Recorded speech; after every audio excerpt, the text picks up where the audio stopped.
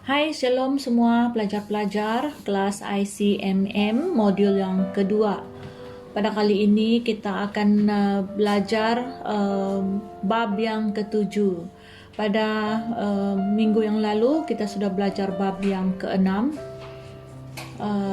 Sekarang kita akan maju pada bab yang ketujuh dengan tajuk menganalisis khotbah yang besar.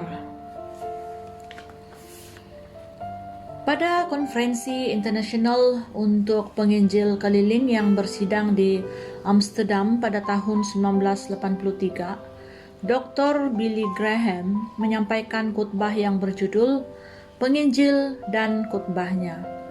Ia mengabarkan banyak pelajaran yang telah ia pelajari dari kehidupannya mengabarkan Injil ke seluruh dunia dan menceritakan tentang bentuk-bentuk khusus yang dianggapnya penting untuk berita Injil yang dapat mencapai hati manusia modern.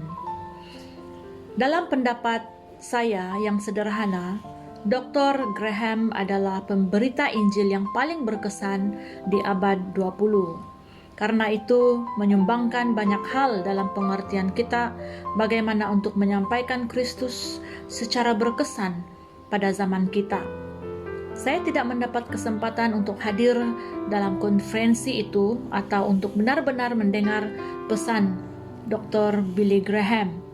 Saya hanya membaca bukunya, tapi saya sangat terkesan oleh pemahamannya tentang kuasa Injil dan keadaan manusia modern yang menyedihkan. Ia berkata, kita dipanggil untuk menyampaikan kabar baik untuk orang-orang yang mengalami kekosongan, sakit hati, bersalah, atau takut kematian. Pernyataan yang sederhana ini sebenarnya adalah definisi yang amat besar tentang tugas kita sebagai pengabar Injil. Dia menyinggung prinsip yang dasar untuk penyampaian Injil yang tepat dan berkesan, yang harus dipertimbangkan sungguh-sungguh oleh setiap pengkhotbah yang ingin membuat Kristus dikenal melalui khotbahnya. Saya juga merasa bahwa hal ini merupakan kewajiban jika semua perintis gereja harus berdoa sungguh-sungguh dalam mempelajari ucapan Billy Graham dan menyimpannya dalam pikiran ketika menyiapkan khotbah dalam kampanyenya atau pertemuan-pertemuan ketika mencari perintis gereja yang baru. Kita juga dapat sadar terhadap hal ini, bahkan dalam merencanakan strategi kita untuk perintisan gereja di daerah yang baru. Hal ini dapat membuat kita berhati-hati terhadap sasaran nyata proyek kita. Tidak secara mudah memulai jemaat orang-orang percaya yang baru, tetapi berusaha keras untuk memenuhi keperluan terdalam dari orang-orang yang tanpa Kristus dan Allah di dalam kehidupan mereka. Sehingga saya merasa bebas membagikan beberapa bahannya dan kemudian mengkomentarinya. Saya tidak berpikir bahwa saya dapat mengembangkan apa yang telah dikatakan oleh pengkhotbah terkenal ini. Kerinduan saya hanya sekadar untuk menyatakan ulang keyakinannya untuk kepentingan para pembaca saya, yaitu para perintis gereja dari negara-negara perbatasan. Marilah mendengarkan kata-kata yang berkuasa dari Dr. Graham, yaitu pertama, mengkhotbahkan penyaliban Kristus. Bagaimana kita mengabarkan Injil dengan berkuasa dan berhasil dalam zaman yang materialistis, ilmiah, memberontak, tak bermoral, dan menganut humanisme? Kunci untuk pertanyaan dasar yang membuka kunci pintu untuk penyampaian Injil yang berkesan ditemukan dalam 1 Korintus 2 ayat 2. Saudara ingat ketika Rasul Paulus pergi ke Korintus, satu kota penyembah berhala yang berilmu dan tak bermoral di Roma. Tempat itu adalah kota yang paling tidak bermoral di Roma. Ketika Paulus berjalan di dalam kota itu, ia adalah satu-satunya orang Kristen di seluruh kota tersebut. Apa yang ia perbuat untuk mendirikan salah satu gereja terbesar pada abad pertama? Caranya ialah Sebab aku telah memutuskan untuk tidak mengetahui apa-apa di antara kamu selain Yesus Kristus, yaitu Dia yang disalibkan. 1 Korintus 2 ayat 2. Inilah caranya bagaimana ia meringkas semua pesan-pesannya kepada jemaat di Korintus. Jika kita dapat berkata secara pribadi dengan Paulus, ia akan berkata, "Kepandaian saya sendiri tidak mampu mengatasi hal ini. Saya tidak punya akal atau hujah untuk merujuk orang-orang Korintus untuk menerima kebenaran Injil." Kemudian ia berkata dengan iman dan positif, "Saya memutuskan untuk tidak mengetahui apa-apa di antara kamu selain Yesus, yaitu Dia yang disalibkan." Paulus mengetahui bahwa ada yang dibangun dalam kuasa penyampaian tentang salib dan kebangkitan. Paulus juga mengetahui dengan baik bahwa Roh Kudus membuat pesan yang sederhana tentang salib dan pesan yang terdapat di dalamnya tentang penebusan, kasih, dan anugerah, dan menanamkan ke dalam kehidupan dengan kuasa dan kekuatan. Saya ingat satu malam pada tahun 1952, pada pelayanan kami yang mula-mula, saya sedang berkhotbah di sebuah stadium dengan 35.000 hingga 40.000 orang. Pada malam itu sangat sedikit orang yang menanggapi panggilan untuk menerima Kristus. Saya meninggalkan panggung dengan sedikit kecewa. Seharusnya saya tidak boleh begitu, karena saya telah belajar selama bertahun-tahun untuk tidak menghitung jumlah. Hasil berada di tangan Roh Kudus jika saya sungguh-sungguh menyatakan pesan Allah. Tetapi ada seorang pengusaha Jerman, seorang anak Tuhan. Ia berjalan dengan saya meninggalkan mimbar, merangkul tangannya pada saya dan berkata, "Billy, tahukah kamu apa yang salah malam ini? Kami tidak mengkhotbahkan tentang salib. Malam berikutnya saya berkhotbah tentang darah Kristus, dan banyak orang menanggapi untuk menerima Kristus sebagai juru selamat mereka. Saya menggunakan kaedah Paulus. Saya tidak memutuskan untuk mengetahui apa-apa di antara kamu selain Kristus, yaitu Dia yang disalibkan." Yang kedua ialah pekerjaan Roh Kudus. Tetapi manusia duniawi tidak menerima apa yang berasal dari Roh Allah, karena hal itu baginya adalah suatu kebodohan, dan ia tidak dapat memahaminya, sebab hal itu hanya dapat dinilai secara rohani. 1 Korintus 2 ayat 14. Karena itu, ketika kita menyatakan Injil Yesus Kristus, Kristus yang disalibkan dan bangkit, ada kuasa yang dibangun. Pengkhotbah Injil harus menyadari, seperti yang ditekankan oleh Paulus, bahwa manusia biasa tidak dapat menerima kebenaran Kristus kecuali selubungnya diangkat oleh Roh Kudus. Kenyataan yang mulai dari hal ini, Roh Kudus mengambil pesan itu, tak peduli seberapa lemah atau kuno penyampaiannya, dan menyampaikannya dalam hati dan pikiran yang berkuasa. Ia menghancurkan halangan-halangan ini adalah kuasa yang luar biasa dari Roh Allah. Tidak ada seorang penginjil pun yang merasa sentuhan kasih Allah dalam pelayanannya sampai ia menyadari kenyataan ini dan berkhotbah dalam kuasa Roh Kudus. Dalam penelitian terakhir, Roh Kuduslah yang menjadi penyampai berita. Tidak peduli di mana saya ketika saya berdiri di hadapan pendengar, saya beranggapan bahwa hal-hal berikut adalah sungguh benar dalam kehidupan mereka. Faktor kejiwaan khusus berada dalam setiap pendengar.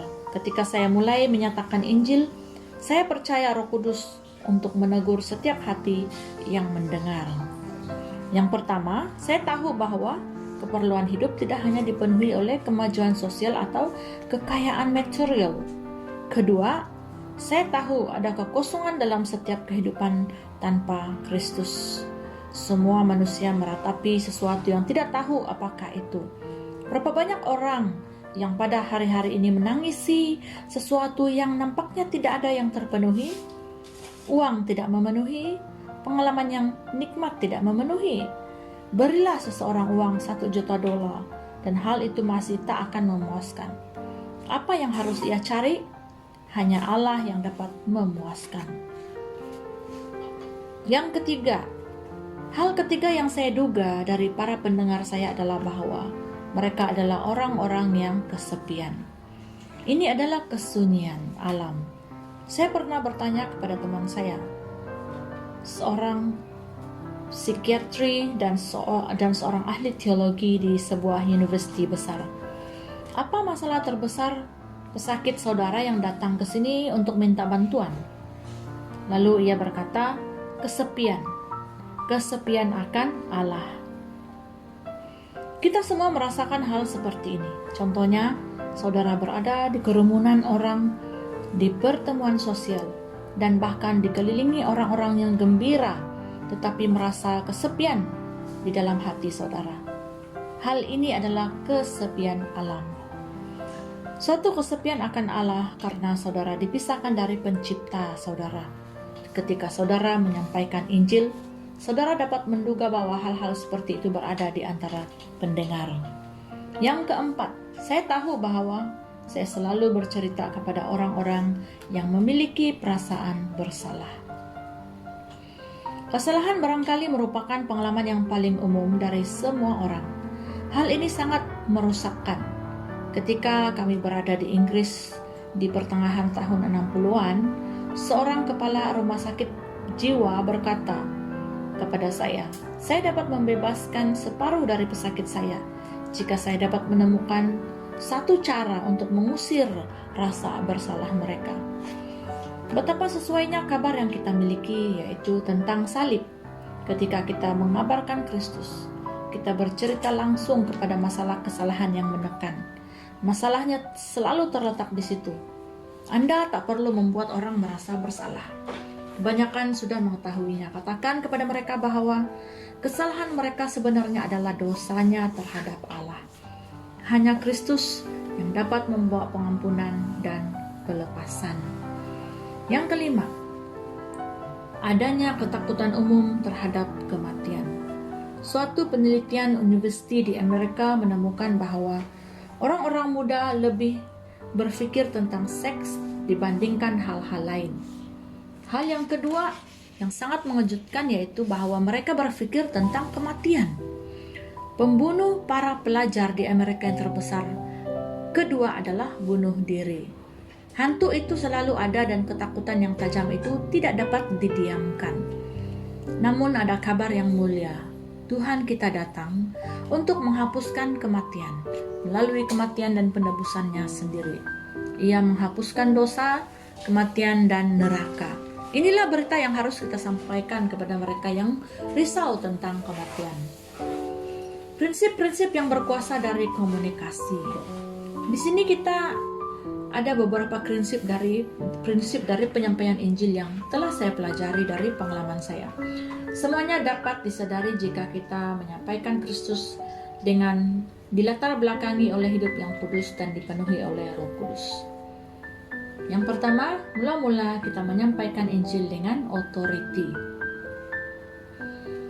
Khotbahkan dengan kepastian dan jaminan, karena iman timbul dari pendengaran dan pendengaran oleh firman Kristus. Roma 10 ayat 17. Ketika saya mengutip ayat-ayat ini, saya tahu bahwa saya sedang mengutip perkataan Allah. Pesan Allah yang berkuasa untuk kita. Kitab yang tidak memiliki kesalahan. Kita tidak boleh sampai terpisah darinya. Saya memiliki satu kritikan yang mendasar dari pendidikan teologi modern, khususnya di Eropa dan Amerika. Kita tidak meletakkan penekanan pada pengajaran yang berkuasa. Di manakah para pengkhotbah besar saat ini? Di mana para Luther, Calvin, Knox, dan Spurgeon? Gereja-gereja sering menulis pada saya dan meminta rekomendasi. Mereka berkata, kami ingin seseorang yang dapat berkhotbah. Kami punya pengurus yang baik, namun kami ingin seorang pengkhotbah. Mereka ingin pengkhotbah yang dapat berkhotbah seperti Tuhan Yesus tetapi merupakan pekerjaan yang berat untuk menyiapkan khotbah yang berkesan. Orang kadang bertanya pada saya berapa lama saya menyiapkan khotbah tertentu, dan saya menjawab seluruh waktu kehidupan saya. Penuhi diri saudara dengan firman Allah dan doa. Kemudian, seperti yang dikatakan Spurgeon, ambillah naskah saudara dan buatlah jalan langsung ke salib. Profesor Sid Bonnell suatu hari berkata pada kelasnya di seminari Princeton, "Kamu tak akan pernah berkhotbah sampai pendengar mendengar suara yang lain." Saudara tahu, kita memiliki sepasang telinga. Kita harus mendengar suara Roh Allah.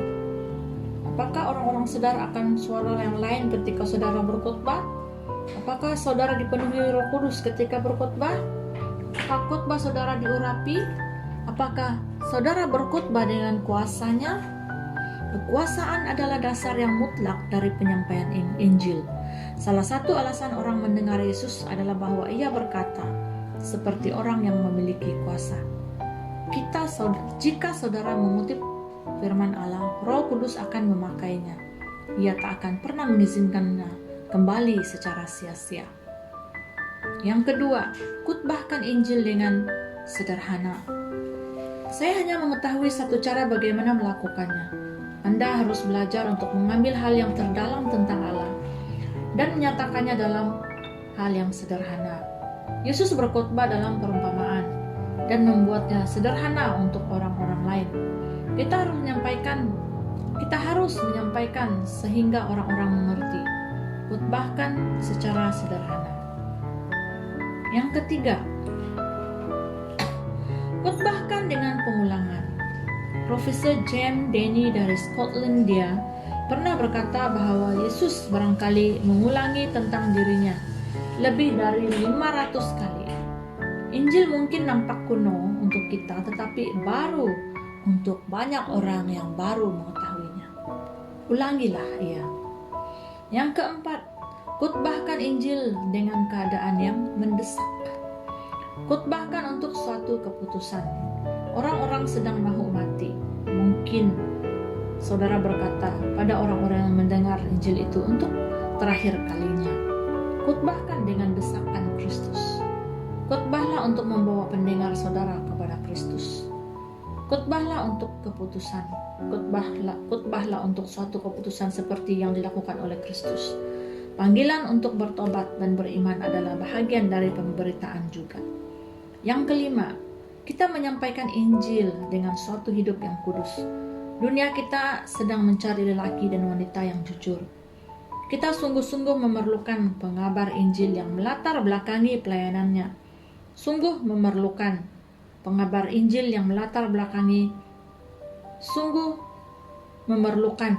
Injil yang melatar belakangi pelayanannya dengan kehidupan mereka.